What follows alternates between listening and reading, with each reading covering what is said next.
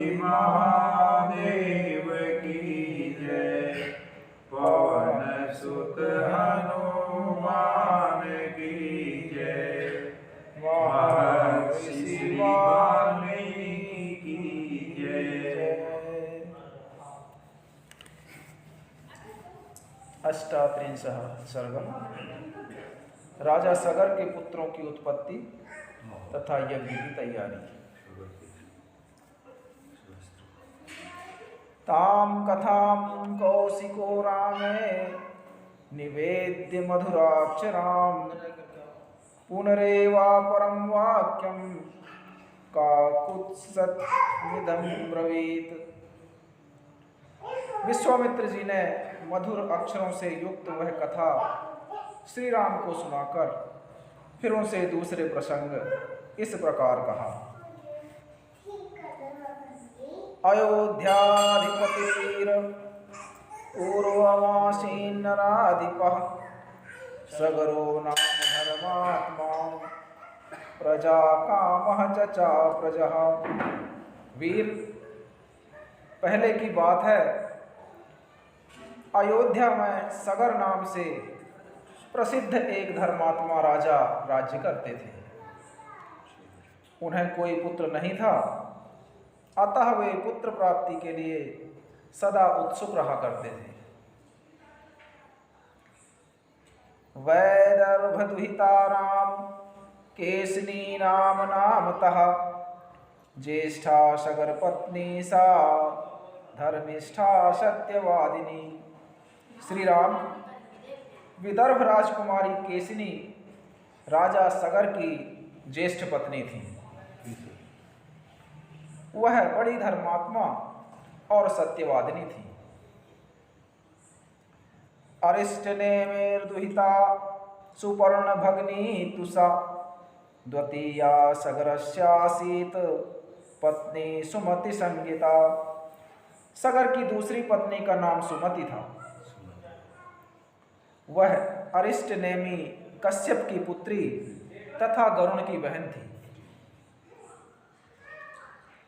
ताभ्याम सह महाराजः पत्नीभ्याम तप्तवांस्तपः हिमवन्तं समासाद्य भृगुप्रस्रवणे गिरौ। महाराज सगर अपनी उन दोनों पत्नियों के साथ हिमालय पर्वत पर जाकर भृगु प्रस्रवण नामक शिखर पर तपस्या करने लगे। अथ वर्ष शते पूर्णे तपसाराधितो मुनि सगराय वरम प्रदाद भृगु सत्यवतां वरः। 100 वर्ष पूर्ण होने पर उनकी तपस्या द्वारा प्रसन्न हुए सत्यवादियों में श्रेष्ठ महर्षि भृगु ने राजा सगर को वर दिया। अपत्य लाभ सुमहान भविष्यति तवा नभ कीर्ति चा प्रतिमां लोके प्राप्य से पुरुषभ। निष्पाप नरेश, तुम्हें बहुत से पुत्रों की प्राप्ति होगी।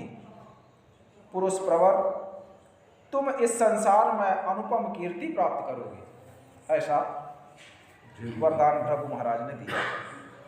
महर्षि भृगु ने ऐसा वरदान दिया। एका जनयिता तात पुत्रं वंशकरं तव षष्टिं पुत्र सहस्राणि अपराजनयिष्यति। तात, तुम्हारी एक पत्नी तो एक ही पुत्र को जन्म देगी जो अपनी वंश परंपरा का विस्तार करने वाला होगा, तथा दूसरी पत्नी 60,000 पुत्रों की जननी होगी। 60,000 पुत्र थे ना सगर के। मारे गए थे। भासमाणं महात्मानं राज्यपुत्रौ प्रसाद्यतम् उचतुः परम प्रीते कृतांजलिपुटे तदा। महात्मा भृगु जब इस प्रकार कह रहे थे, उस समय उन दोनों रानियों ने उन्हें प्रसन्न करके स्वयं भी अत्यंत आनंदित हो दोनों हाथ जोड़कर पूछा, एकः कस्यासुतो ब्राह्मण का बाहुन्नयस्यति श्रोतुमिच्छा वहे ब्राह्मण सत्यमस्तु वचस्तव। ब्राह्मण, किस रानी के एक पुत्र होगा और कौन बहुत से पुत्रों की जननी होगी? ऐसा उन्होंने हाथ जोड़कर पूछा। हम दोनों यह सुनना चाहती हैं, आपकी वाणी सत्य हो। तयोस्तद्वचनं श्रुत्वा भ्रमुः परमधार्मिकः उवाच परमां वाणीं स्वच्छन्दो अत्र वधीयताम्। एको वंशकरो वास्तु वहवो वा महाबलः कीर्तिमन्तो महोत्साह का वा कं वरमिच्छति। उन दोनों की यह बात सुनकर परम धर्मात्मा भृगु ने उत्तम वाणी में कहा, देवियों, तुम लोग यहाँ अपनी इच्छा प्रकट करो। तुम्हें वंश चलाने वाला एक ही पुत्र प्राप्त हो अथवा महान बलवान यशस्वी एवं अत्यंत उत्साही बहुत से पुत्र।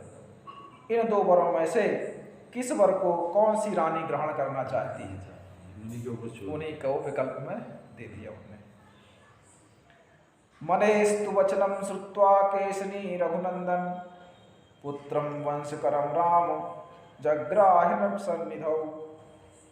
रघुकुल नंदन श्री राम मुनि का यह वचन सुनकर केसनी ने राजा सगर के समीप वंश चलाने वाले एक पुत्र का वर ग्रहण किया। षष्टिम पुत्र सहस्राणि सुपर्णो भग्नि तथा महोत्साहान कीर्तिमंतो जग्राह सुमति सुतान। तब गरुण की बहन सुमति ने महान उत्साही और यशस्वी 60,000 पुत्रों को जन्म देने का वर प्राप्त किया। दक्षिणमशीं कृत्वा शिरसाभिप्रणम्य तं जगाम स्वपुरं राजा सभार्यो रघुनंदन। तदनंतर रानियों सहित राजा सगर ने महर्षि की परिक्रमा करके उनके चरणों में मस्तक झुकाया और अपने नगर को प्रस्थान किया। अथ काले गते तस्य ज्येष्ठा पुत्रं व्यजायत असमंज इति ख्यातम केसनी सगरात्मज। कुछ काल व्यतीत होने पर बड़ी रानी केसनी ने सगर के औरस पुत्र असमंज को जन्म दिया। सुमतिस्तु नरव्याघ्र गर्तुतुम्बं व्यजायत षष्टिं पुत्र सहस्राणि तुम्ब भेदाद विनिसृता। पुरुष सिंह छोटी रानी सुमति ने तुम्बी के आकार का एक गर्भपिंड उत्पन्न किया। उसको फोड़ने से 60,000 बालक निकले। घृतपूर्णेषु कुंभेषु धात्र्यस्नान्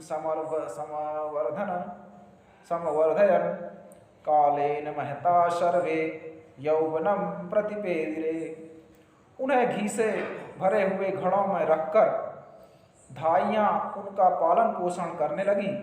धीरे धीरे जब बहुत दिन बीत गए तब वे सभी बालक युवावस्था को प्राप्त हुए। अथ दीर्घेण कालेन रूप यौवनशालिनः षष्टिः पुत्र सहस्राणि सगरस्याभवंस्तदा। इस तरह दीर्घ काल के पश्चात राजा सगर के रूप और युवावस्था से सुशोभित होने वाले 60,000 पुत्र तैयार हो गए। सच ज्येष्ठो नरश्रेष्ठ सगरस्यात्मसंभवः बालान् गृहीत्वा तु जले सरयवा रघुनंदन प्रक्षिप्य प्राह सन्नित्यं मज्जितस्नान् निरीक्ष्य वै। नरश्रेष्ठ रघुनंदन सगर का ज्येष्ठ पुत्र असमंज नगर के बालकों को पकड़कर सरयू के जल में फेंक देता था और जब वे डूबने लगते तब उनकी ओर देखकर हंसा करता था। एवं पाप समाचारः सज्जन प्रतिवालकः पौराणामहिते युक्तः पितरः निर्वासितः पुरात्। इस प्रकार पापाचार में प्रवृत्त होकर जब वह सत्पुरुषों को पीड़ा देने और नगर निवासियों का अहित करने लगा, तब पिता ने उसे नगर से बाहर निकाल दिया। तत्र पुत्रो सुमान नाम असमंजस्य वीरवान सम्मतः सर्वलोकस्य सर्वस्यापि प्रियं वदः। असमंज के पुत्र का नाम था अंशुमान, वह बड़ा ही पराक्रमी। अंशुमान वह बड़ा ही पराक्रमी, सबसे मधुर वचन बोलने वाला तथा सब लोगों को प्रिय था। ततः कालेन महता मतिः समभिजायत सगरस्य नरश्रेष्ठ यच्चेयमिति मिच्छिता। नरश्रेष्ठ, कुछ काल के अनंतर महाराज सगर के मन में यह निश्चित विचार हुआ कि मैं यज्ञ करूं। सकृत्वा निश्चयं राजा सोपाध्याय गणस्तदा यज्ञ कर्माणि वेदेज्ञो यष्टुम समुपचक्रमे। यह दृढ़ निश्चय करके वेदवेता नरेश अपने उपाध्यायों के साथ यज्ञ करने की तैयारी में लग गए। इत्यार्षे श्रीमद् रामायणे वाल्मीकि आदि काव्ये बालकांडे अष्टात्रिंशः सर्गः।